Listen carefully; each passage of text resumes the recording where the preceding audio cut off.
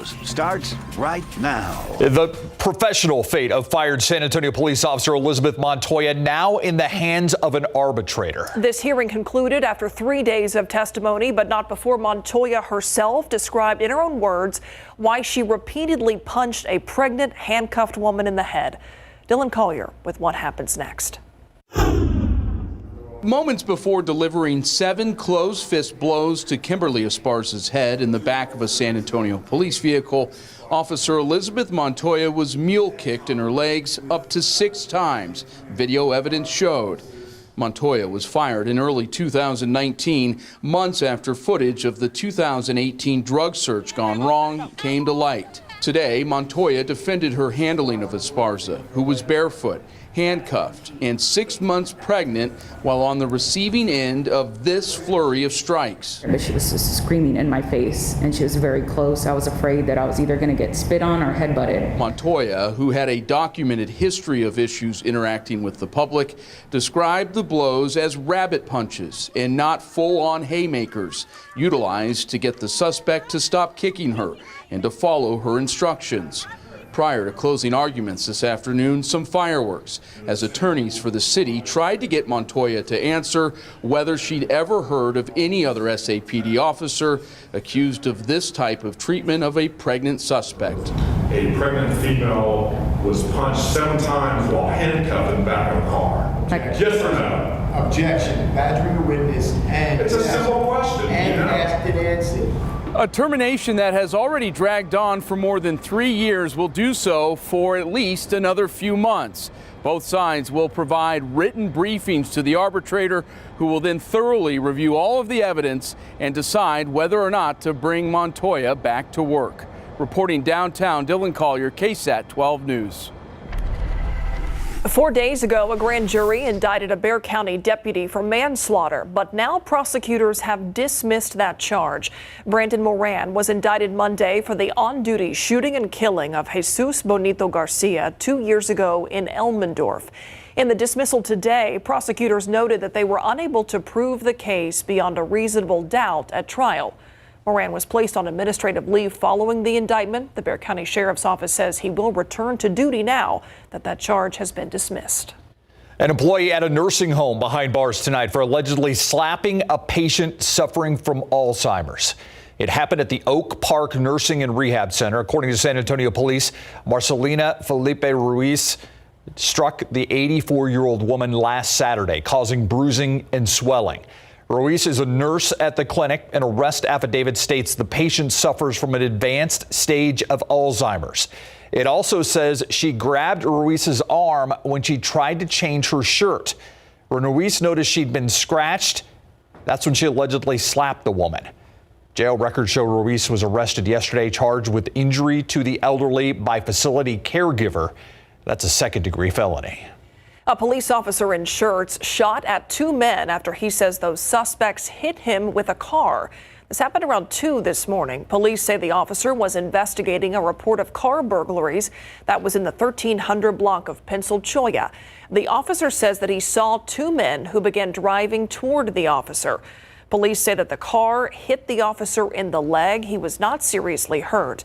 That's when the officer fired his gun through the windshield of that car, but the suspects were not hit. Ultimately, an 18-year-old was arrested, and the second suspect ran away.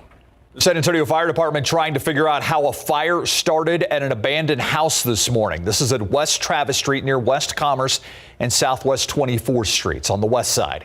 Firefighters say no one was hurt, but witnesses did report seeing at least 3 people walking away from the house as it began to burn. So now investigators are looking into it. Tonight, we are learning some new details about what led to a crash on I-35 and Kenny Road. We first told you about this today at 5. According to Bexar County Sheriff's officials, the vehicle was speeding, going about 100 miles an hour. Deputies tried to stop that driver, but BCSO says that's when that person began driving erratically and eventually crashed.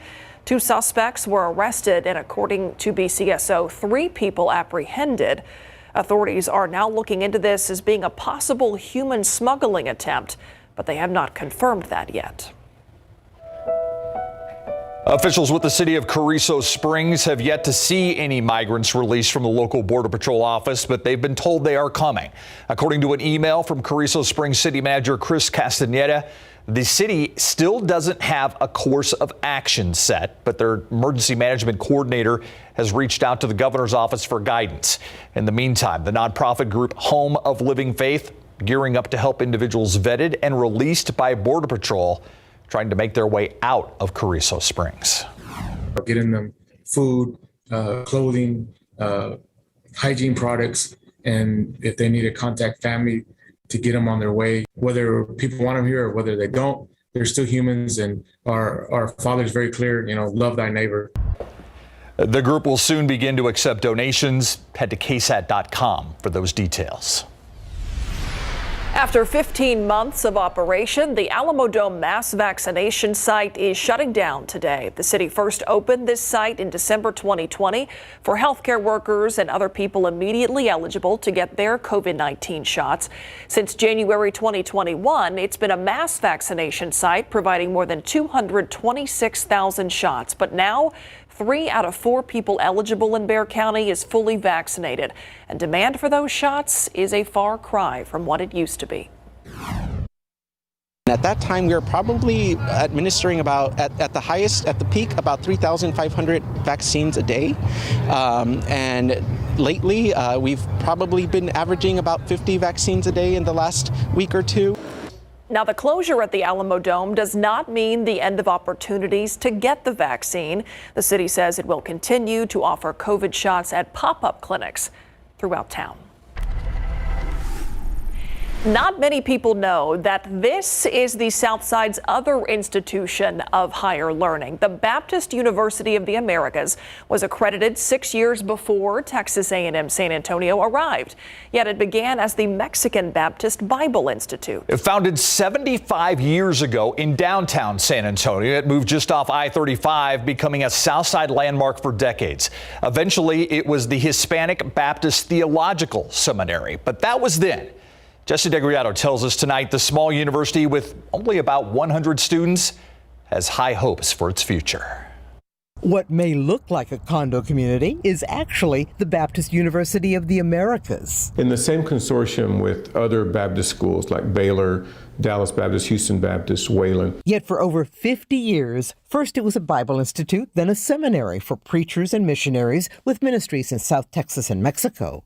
Until in 2003, BUA became a nationally accredited university, when this was still its student housing. Ethical and moral decisions. This year, most of it was repurposed as classrooms and offices. Students and their mostly adjunct professors will tell you, although it's a Christian university. Are they still pretty tough academically? Oh yeah, of course. They are very strict with how you do academically. If a person is going to represent themselves as a Christian and then not perform and not be at that level, then we've really kind of hurt our cause. BUA students can earn bachelor degrees in business leadership, human behavior, the social sciences, music, and theology, with more planned. Go over to Haggai chapter 1. And gathering for chapel and Bible study courses are mandatory for a few semesters. Even so, says a sophomore in business leadership. I visited many colleges, but this one, it just feels like a family. No doubt about it. BUA has plenty of room to grow, 60 acres, and its future is already in the planning stages. I'm ready and willing to serve our community here in the south side of San Antonio, really all over San Antonio and beyond. On the south side, Jesse DeGollado, KSAT 12 News.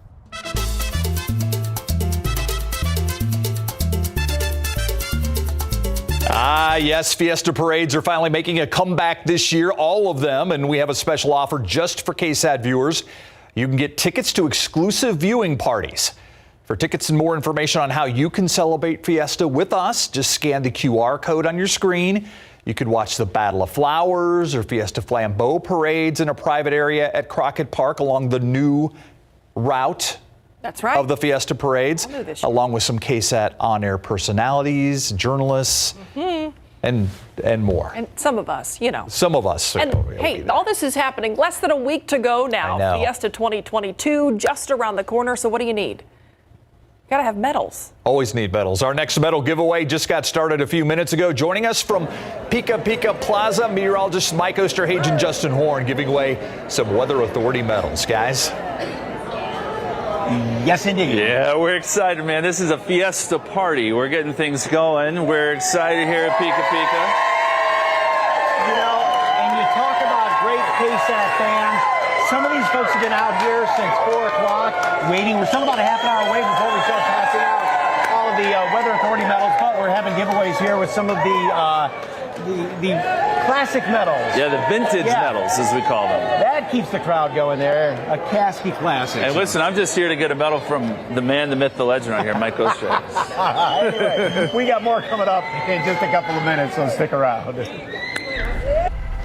It's a good crowd out there. Yeah, I was just wondering if all those people are out there for a sneak Pika.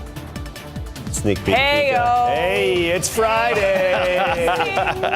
Teed that one right up. Yeah. Yes. Oh, brother.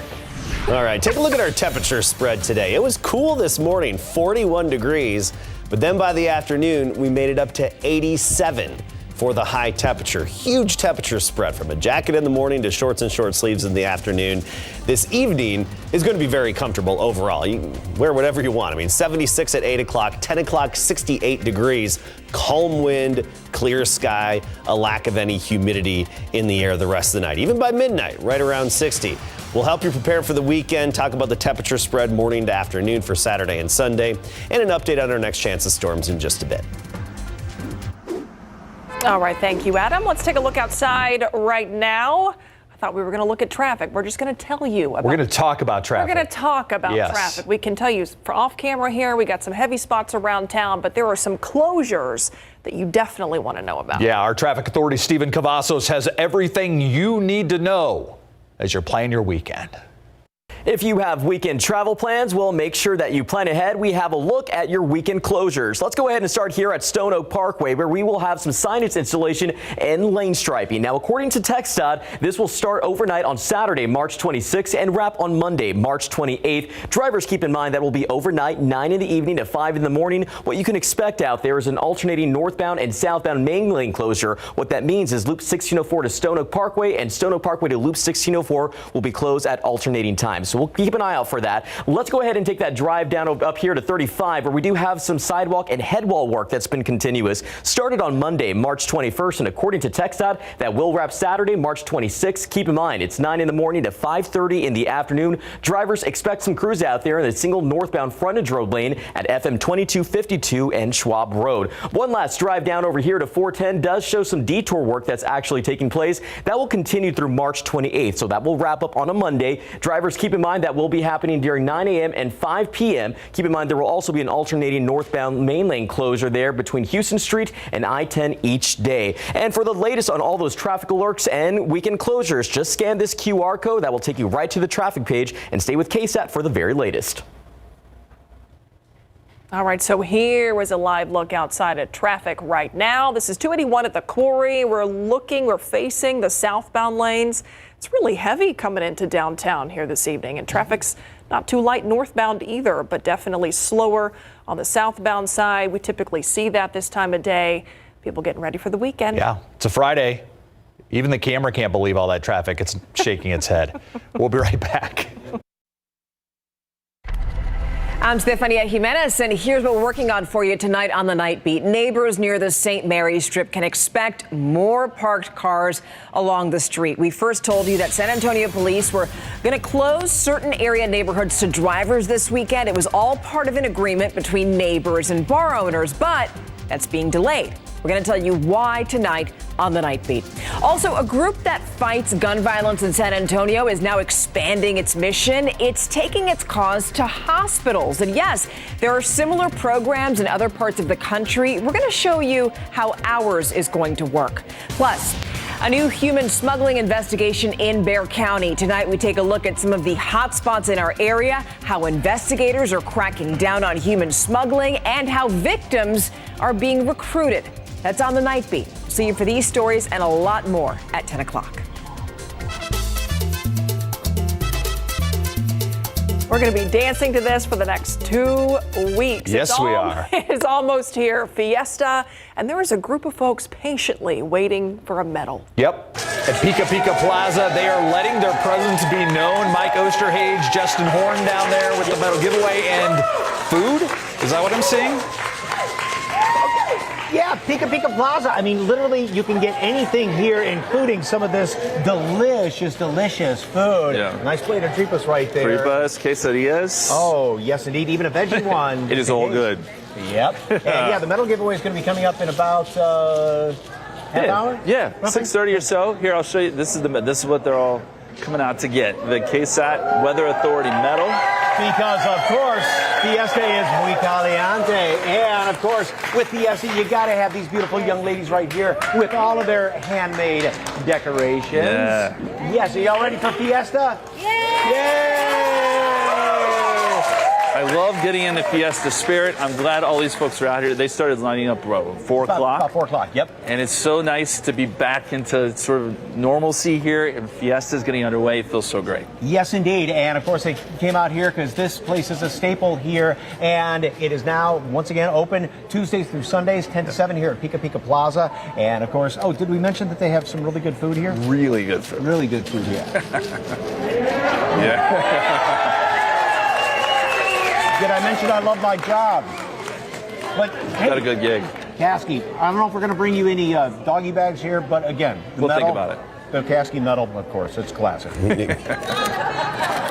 that looks good. I wish you had extra for me. You know, next Tuesday is when actually I'll have my next medal giveaway, and we're going to talk about that on Monday. We'll get into those details then. Otherwise, enjoy a beautiful evening here in San Antonio. And these are the kind of evenings and nights that we would pay for come summertime. So overall, we're just looking at comfortable conditions this evening and tonight. And then this weekend, a bit of a temperature spread from the morning to the afternoon. 86 degrees right now, dew point 23. It's that dry air that makes it cool in the morning, but warm in the afternoon because it cools off quickly and also warms up very quickly. The relative humidity is only 10%. That's another indicator just how dry it is. So the air is holding 10% of the moisture that it can at our given temperature. So very dry air. It's going to be gradually changing, but you're not going to notice it until early next week. Across the state, mostly 80s, some 90s, 91 Del Rio, Laredo at 93 degrees, even Pleasanton at 91, a sign of the changing season here. We're getting into spring and we're starting to feel it. Castroville 90 degrees, Seguin at 84, and Stinson right now at 90. Early tomorrow morning, most of us right around 50 degrees for the temperature, some upper 40s out there. Then by the afternoon, we're looking at upper 80s right near 90 degrees, but with low humidity still. So Rio Medina 89, Bulverde 86, Converse 88, and on the south side of San Antonio, 90 degrees for the high temperature.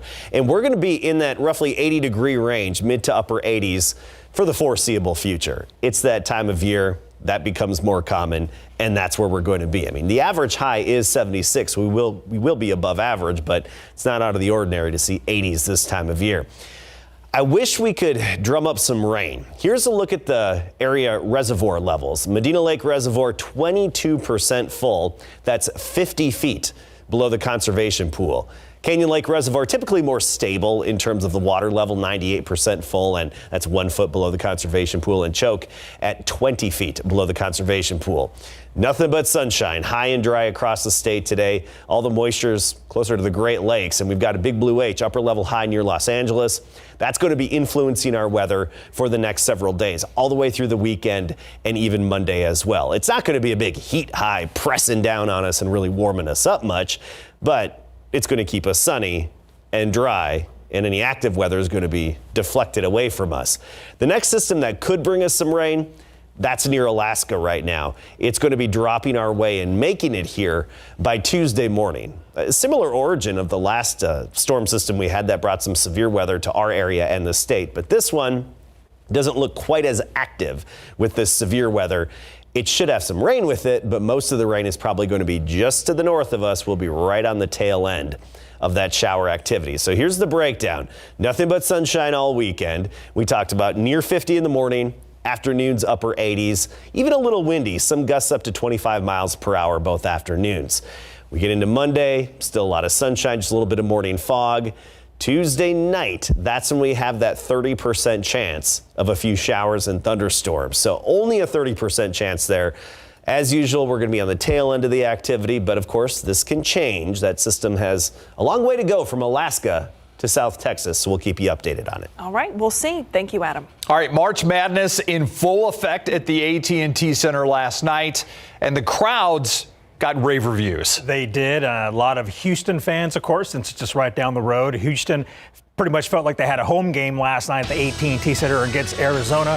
The Cougars won, so what kind of statement did they make? And in girls high school basketball, Sammy Wagner has verbally committed to Texas. Coming up.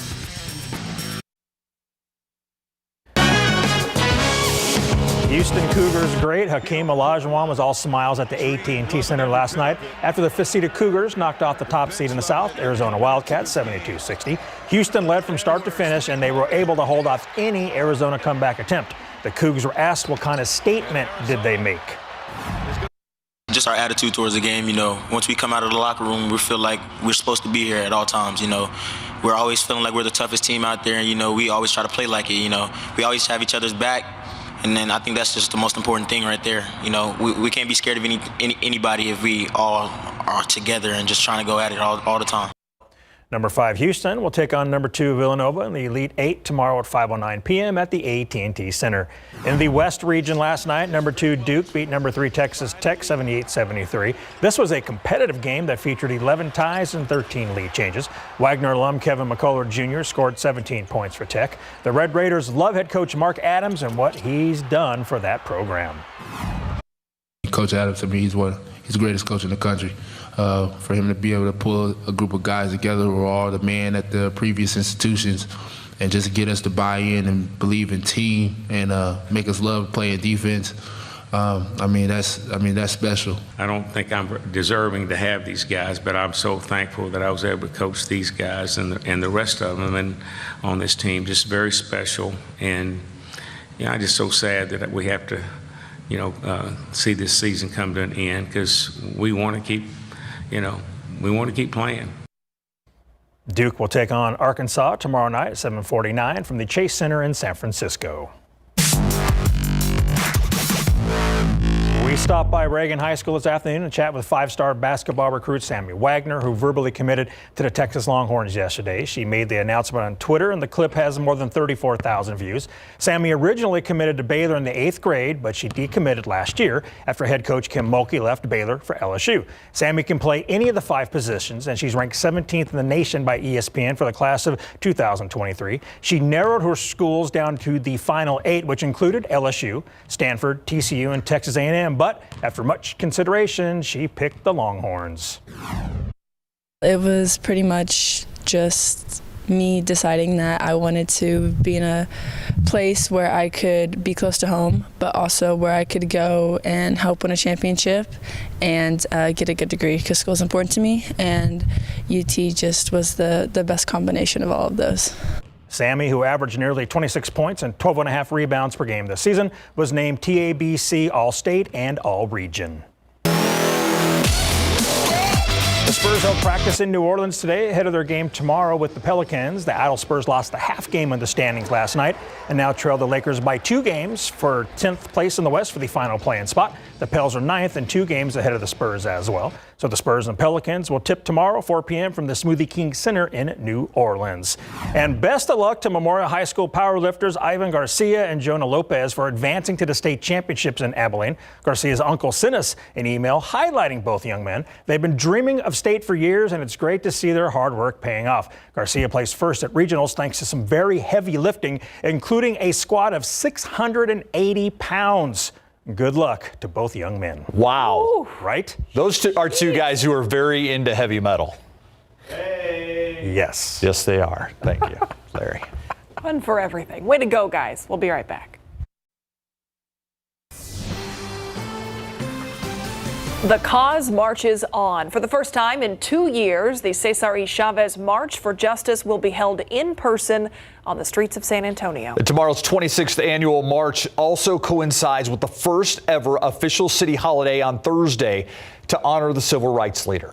RJ Marquez tells us more about the march and Chavez's lasting impact on this year's Grand Marshals. At this Westside Elementary School, these students are sitting in on a book reading with the First Lady of San Antonio, Erica Prosper Nuremberg. Because relatives would swarm into the ranch for barbecues. The topic, the impact and legacy of Mexican-American civil rights leader Cesar Chavez. As much as it was to fight for justice for all workers, it really was about reminding everyone that human beings exist and do those jobs to help us move forward in life. Mrs. Nuremberg grew up in a migrant farm working family. She's hoping these children can learn the value of hard work and getting an education. We didn't really know much except that if you graduated high school, you'd have a better chance. And then as I got older, if you graduated college, you'd have an even better chance. Saturday's march downtown holds a special meaning to Mrs. Nuremberg. She will be one of the Grand Marshals along with one of Cesar Chavez's sons, Paul Chavez. We can gather under the banner of my father's legacy and march and remember him, but also celebrate the work of all the good folks of San Antonio. While the march honors Cesar Chavez's legacy, Paul says it's also a bridge for younger generations. It's that combined with continuing to go out and advocate for those less fortunate, that doing both of those things, then we honor my father's legacy. For Chavez and Mrs. Nuremberg, the march is a reminder of what can be accomplished. I remind kids, especially Latino kids here in San Antonio, where we are 68% Hispanic, that people in power, quote unquote, can look like them. A big part of his work was just fighting for opportunity so that kids could grow up and that they could have an opportunity to advance and to pursue their dreams. RJ Marquez, KSAT 12 News. Let's take a look at headlines around Texas now. The National Medal of Honor Museum breaking ground in Arlington. The museum will feature the stories of recipients and highlight the legacies of those service members who put their lives on the line.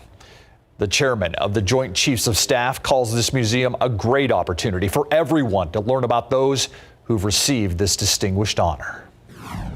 Because of their efforts, we will soon have this Medal of Honor Museum deep in the heart of Texas, where the public can celebrate the spirit of the Medal of Honor and learn about the tremendous Americans who have received our nation's highest award for valor. Clarify, this is Arlington, Texas, not Arlington, Virginia. Former President George W. Bush also attended the museum's groundbreaking today. Hawaii is dropping its indoor mask mandate after 2 years. It ends tonight. The state first enacted the mask rule back in April 2020. Masks are still required in public schools, prisons and jails, and airports. Public transportation will continue to require mask use until April 18th. Businesses may also choose to require masks as well. Amazon employees in 2 states could bring a historic change to that company. Workers in New York lining up to vote on unionization today. This comes on the heels of a similar vote that just ended in Alabama. If either or both efforts succeed, it would be the first time Amazon has had a union since it debuted 27 years ago. These employees pushing to organize warehouse crews that perform tasks like picking and packing delivery items. They also want higher pay, more job security, and other issues. The voting counts for both elections, scheduled to start next week. President Joe Biden continuing his European trip. Now in Poland, he expected to witness firsthand the humanitarian crisis unfolding as a result of Russia's war in neighboring Ukraine. This as the Kremlin's invasion of Ukraine now enters its second month. ABC's M. Wen is in Washington with the latest.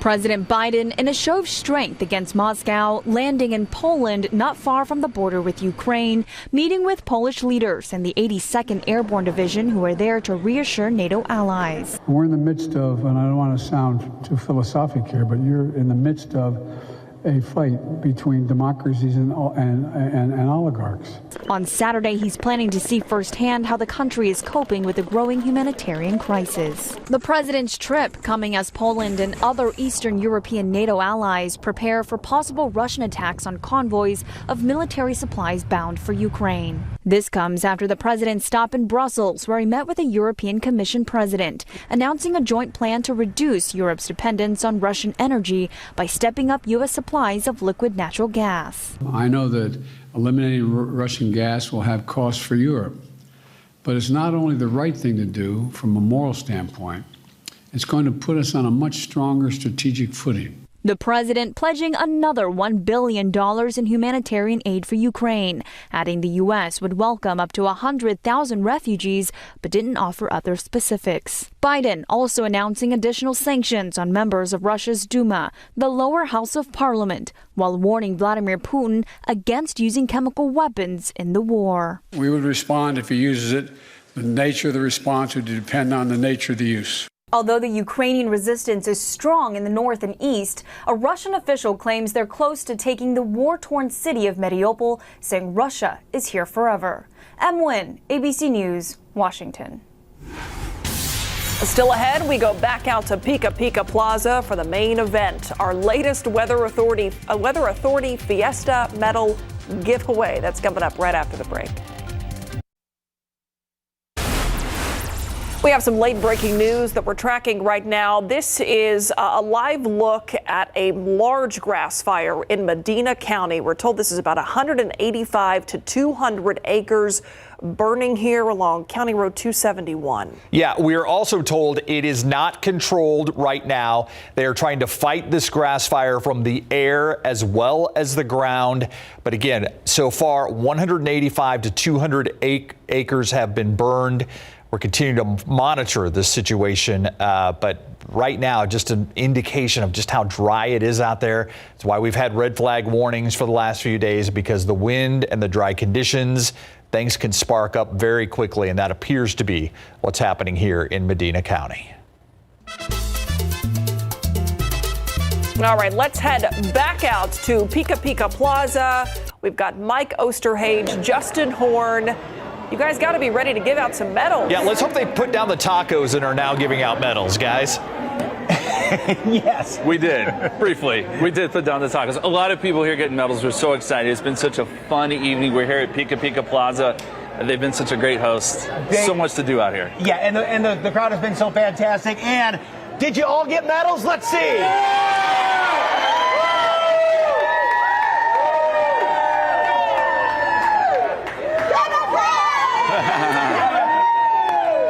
We have got the greatest fans out here at Pika Pika Plaza. That's what's always so fun about coming out here, is meeting all these folks, taking pictures, and it's great to see this place crowded again, too. I know, and they've been out here since 4 o'clock. Yeah. 4 o'clock. And don't forget, Tuesday through Sundays, it is open 10 till 7. They've got everything here, everything. Yeah, and today we've got KSAT weather medals. Yeah, thank you to everyone that came out. We appreciate you. And on 3, Viva Fiesta. 1, 2, 3. Viva Fiesta! Back to you guys. I think that's the first official Viva Fiesta. I think you're right. It's certainly the first we've heard at 6 o'clock. So that gets you in the mood right there. The only thing missing. What do you think? What do you think? The canyon. De Casqueron. A little bit of confetti. That's what I thought. Yeah. Confetti. Yeah. I figured when you said the only thing missing, it had something to do with you. No, it has to do with I'm just Fiesta. Oh, yeah, of course. And that's the Fetty. Because that's what a lot of people, that's the first thing. Yeah, there's a lot of it. The Fetty. I love that we've moved to just calling it the Fetty. Yeah, the Fetty. 86 right now. Relative humidity at only 10%, very dry. That's one reason why we have that fire that we're talking about near Medina Lake, I believe that was. I've got satellite imagery of that fire. I just called it up. We're going to take a look at that, talk about your weekend, help you prepare for the temperature spread in a bit. In the buzz today, Pepsi and IHOP have joined forces introducing Pepsi Maple Syrup Cola. I don't know about this. Because you know what soda needed? Maple syrup. Yeah. It's not available at the retail level yet, not even in IHOP locations. However, it is available now through a social media giveaway until March 29th. Is this real, or are we being fooled again, like when they changed the name of IHOP to the burger thing? I don't All right, for a chance to get the new drink, use either Instagram or Twitter to post a photo or video of a stack of pancakes. Tag at IHOP and add the hashtag Show Us Your Stack and Pepsi Sweepstakes. 2,000 winners will be selected. All right, this is timely with the grass fire we just showed you. With fire season approaching, the city of Sacramento deploying goats. The city has put around 400 hungry goats to work to eat overgrown grass around town. The herd has been nicknamed the West Sac Goats. This is all part of a greener effort of local wildfire suppression and area beautification. In fact, these all-natural lawnmowers, they can clear around 2 acres of brush a day. City officials say that it is pesticide-free landscaping that defends against wildfire threats while keeping local livestock fat and happy. I appreciated the goat cam there that we got right there. That's awesome. Yeah. All right, let's switch to weather right now, and it is still dry. And that's what we said. It's timely that they're putting goats to work in Sacramento because it is just really dry here. Yeah, and it could be something as simple as discarding a cigarette butt out the window that'll cause a grass fire very quickly in these conditions, and it'll spread very quickly. It doesn't take much. I've seen it happen with my own eyes before in mulch that was just very dry. Okay, let's take a look at our satellite imagery, and you look at this over the past few hours. You see some wildfires dotting about the landscape here and there, but this is the most recent one, looking just west of San Antonio. That's the fire near Medina Lake, and I believe that is in Medina County. That fire, it looks like it, and the wind is carrying some of that smoke southward. So right in the center part of your screen, you can actually see the smoke from that fire flaring up and going up into the atmosphere. So those of you in western Bexar County, even near SeaWorld, probably seeing and noticing the smoke in the air.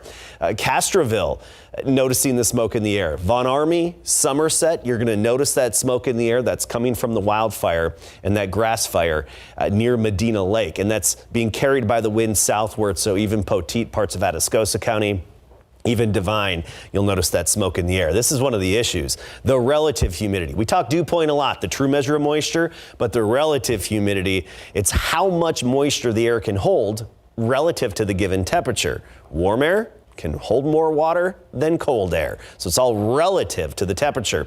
And we're only holding about 10% of the moisture that we can at our given temperature in the 80s. 86 degrees, a dew point of only 23. So that gives us our RH, or relative humidity, of 10%.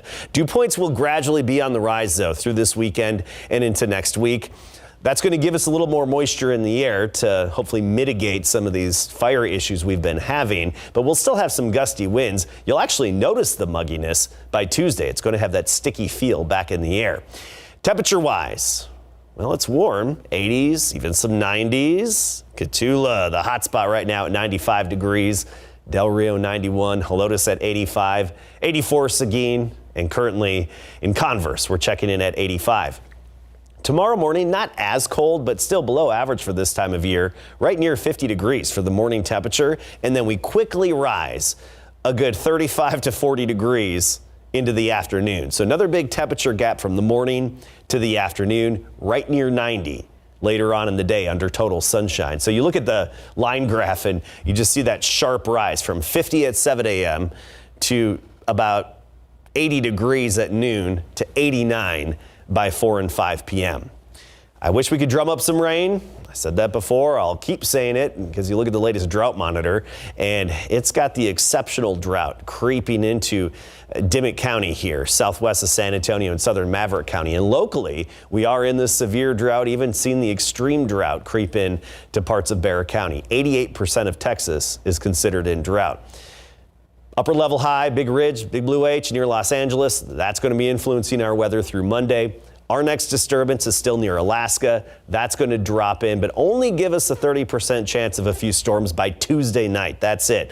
Of course, a lot can change between now and then, so we'll keep you updated. You can check back for the latest info. Bit breezy this weekend. Afternoon gusts up to about 25 miles per hour.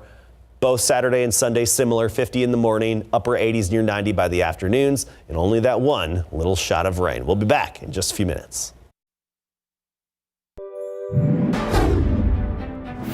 We made it to Friday, March 25th. That's right. Happy Friday. Police say that they were called about some car burglaries on the street. They arrived, and that is when the officer was confronted by those 2 suspects in the car. They say, again, that one of the suspects who was driving did move forward and hit the officer, causing the officer to then draw his weapon and fire. They do not believe that either of the people in the car was hit by the gunfire. A major highway shut down after a crash involving a big rig. This is happening in Atascosa, just south of Von Ormy. We did see video of a gray car on the driver's side that looked like it took the brunt of the damage. Deputies tell us that they arrested 2 suspects and apprehended 3 immigrants. They are investigating if it is human smuggling, but they have not determined that yet. This week, Border Patrol announced that they're going to release migrants processed at the Carrizo Springs facility due to capacity limits at the Eagle Pass Detention Center. Several years ago, we went to Del Rio, and when we first seen the first wave, we saw how one of the local churches there came together and started helping them out. That was in May of 2019, and now Vera, his wife, and members of their ministry's community emergency response team want to create a similar setup in Carrizo Springs. The city ran vaccination clinics out at the Alamo Dome in December 2020, and they opened it up as a mass vaccination site in January 2021. As demand has shrunk, so has the site. As the city broke down the main vaccination area, the final shots were conducted out of some pop-up canopies.